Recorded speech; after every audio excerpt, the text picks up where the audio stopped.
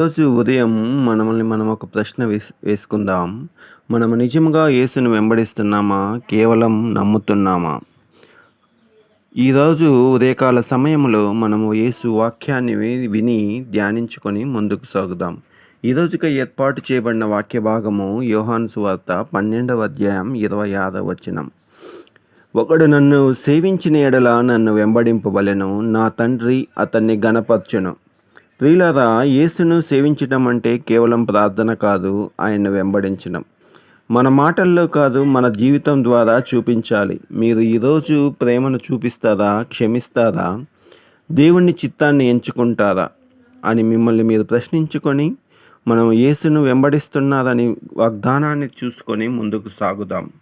ప్రియమైన దేవుని బిడ్డలారా, మీరు ఎక్కడ ఉన్నా సరే మన యేసు మనతో ఉంటాడు మరియు మన దేవుడు మనల్ని ఘనపరుస్తాడని వాక్య భాగం మనకు సెలవిస్తుంది.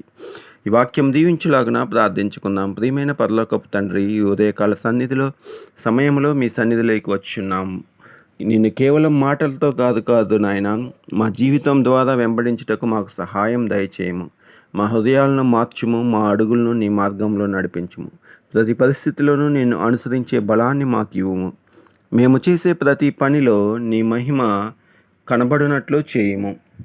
మేము ఈరోజు నీతో కలిసి నడిచే కృపను మాకు దయచేయమని వేడుకొంచున్నాం తండ్రి. ఈ ఉదయకాల సమయంలో మరి ఆఫీస్ పనుల నిమిత్తము ఒక ప్రాంతం నుంచి ఇంకో ప్రాంతానికి వెళ్తున్న బిడ్డలైతేమి, ఎగ్జామ్స్కు వెళ్తున్న బిడ్డలైతేమి, ఎగ్జామ్ అయిపోయి కాంపిటేటివ్ ఎగ్జామ్స్కు ప్రిపేర్ అవుతున్న బిడ్డలకైతేమి, మరియు ఉద్యోగ ప్రయత్నాల్లో ఉన్న బిడ్డలకైతేమి మీరే సహాయం దయచేయమని వేడుకొంచున్నాం. అనారోగ్యంగా ఉన్న వారికి ఆరోగ్యాన్ని దయచేయండి.